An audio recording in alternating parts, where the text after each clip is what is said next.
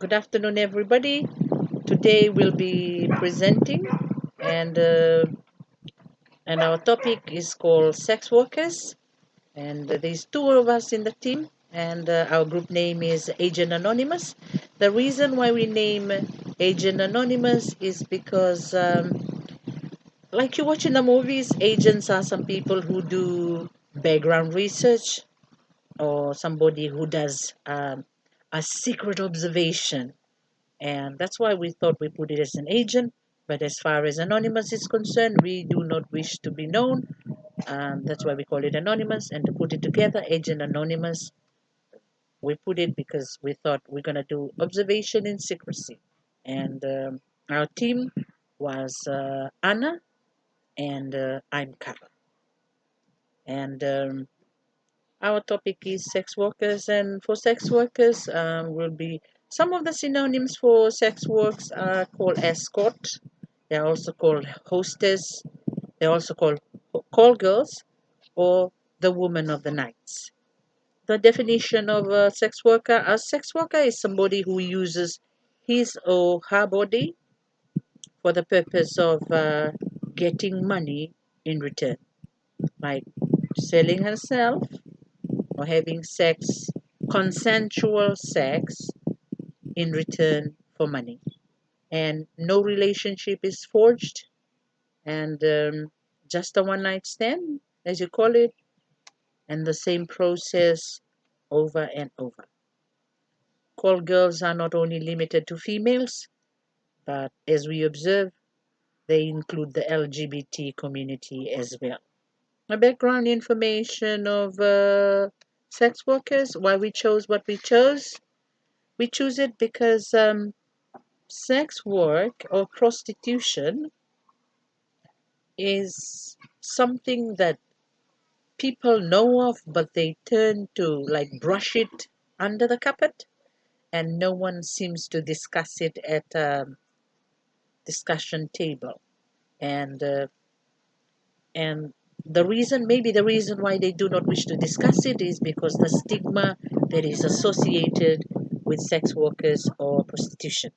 Now, second reason why we chose this topic is because it's interesting, and as a female, we would love to get a glimpse of what their world is like. And the locality, we decided it to be in the city because in the city there is where there's a glimpse of a limelight, and where people would want to go, and they would be, because they will is densely populated, mostly people will be available in the night in the city for some reason, maybe for going for night clubbing or roaming around with friends or whatever they do. But the city is where we thought we would get a glimpse or observe this targeted group. And whatever they do, what they do or how they do it is what we're about to find out now. Okay, our first location was location one. There is a bench just opposite Treps nightclub. It belongs to the public for public sitting, and we observed from 8 to 8:34. And we actually went into the bench and sat, and having forgotten that that is a spot where they are found, and we should have been like observing from far off. But we totally forgot out of our excitement, and we sat there until there was a red car that pulled up in front of us and was full staring at us. And then it went away. And then we realized, oh my God, did they just did he took us as a sex worker? Well, we think so.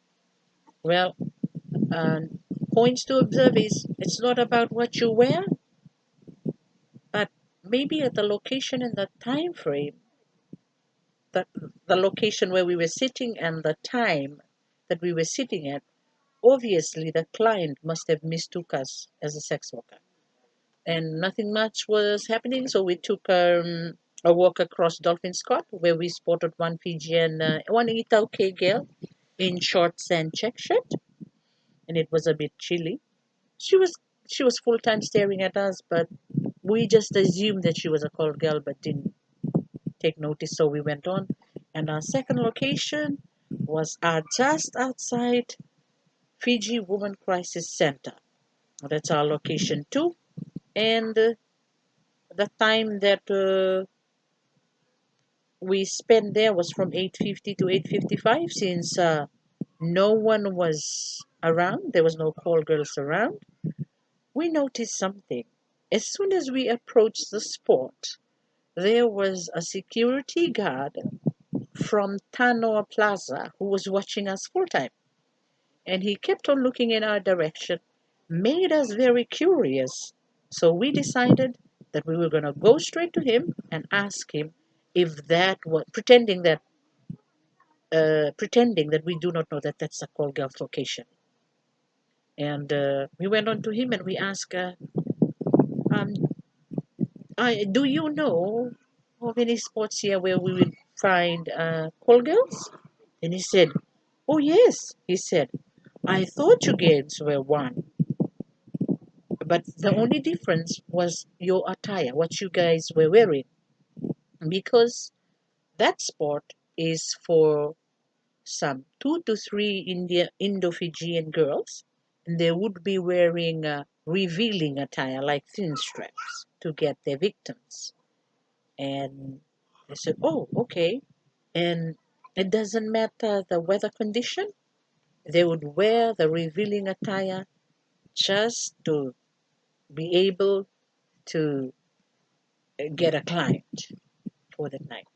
And we said thank you to the security officer, tired, and we were wanting to get some good observation. We decided to go to Totonga Police Station, and in Totonga Police Station, where we got helped by 2 lovely officers who escorted us in a car, and they dropped us a bit far off from where we spotted the call girls, and then we walked towards Fiji Broadcasting Corporation just outside to we were waiting for somebody who was doing night shift in the radio station. And that's the third location is just in the government building, right opposite FBC TV. There is a government building bus stop, and that's where we spotted 2 Itoke girls, and they were walking different directions and coming and sit. And then we noticed another one who came in our direction from the opposite direction, and she looks like she belongs to a LGBT community just because of the way she dressed, really looked like a man. And then we noticed there was a silver hybrid Prius that was parking just a meters away, and that was trying to go slowly across where they were sitting when someone called, hey, and then he stopped, Taeyan, and then he did the same. He moved on. Then there was another taxi. He came, did the same, move on. And then there was another security officer's, one of the security officers' car came in, parked, the same thing. And there was an old man, must have been walking from a nearby eatery place. Got a bucket in his hand, maybe leftover food for the dogs. And they said hi. He stopped. He chatted with them, and off he goes. And that's the same thing. Uh, they just talk to normal people. And and yes. And conclusion, to sum it up, call girls are not limited to females alone. They are from the LGBT community as well. For the location, they mostly stand or sit in dark and secluded places. Not no amenities is provided for them, and they're not even closer to one. The age group is high teens, like 90s, 19s to the 30s. Their race, Itoke and Indo-Fijian. Their sexes, could be female and from the LGBT community. The attires doesn't matter, except for certain locations, because the call girls were wearing leggings and shorts, nothing too revealing. Clients, uh, taxi drivers, and security officers, they talk to normal people with all walks of life, like the policeman, the old man carrying the bucket of food left over for the dog, and just anybody who'd talk to them. And we also notice that there is no shame in whatever they are doing. As for the tomboy, one could just imagine that she's living a double life, because in the daytime, in the community, she could be acting like somebody who's, you know, not interested in boys, but in the night, she's somebody else. And I'm just wondering, who is she targeting? As per observation from location 1, 2 to 3 Indo-Fijians, location 2, 1 Itauke, location 3, 2 Itaukes, 2 from the LGBT, makes them 3 Itaukes, 3 Indos, and 2 from the LGBT community. Note, these people are normal people, just like you and I, but they walk. The work that they do, they chose it, maybe based on money or other problems, but they risk themselves healthily, health-wise, and psychological.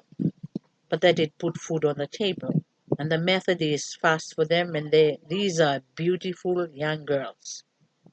And for recommendations, one must understand that everything starts and ends at home, so it is important to have family time where everyone pitch in the discussion table, that no one is left behind. Community they belong to, like a church or youth group, should encourage speakers or from relevant stakeholders to come and speak and talk to them addressing these issues. And for social welfare, to be involved in roadshows and set up forums to address these issues, like they might be getting sexual transmitted diseases, or set up forums that um, could help them, because this is what the stigma that is associated with what they are doing. And I believe, me and Anna, that as a nation, it rises and falls on its individual, and every individual contribute to a family, and a family to a society, and a society to a nation as a whole. Thank you.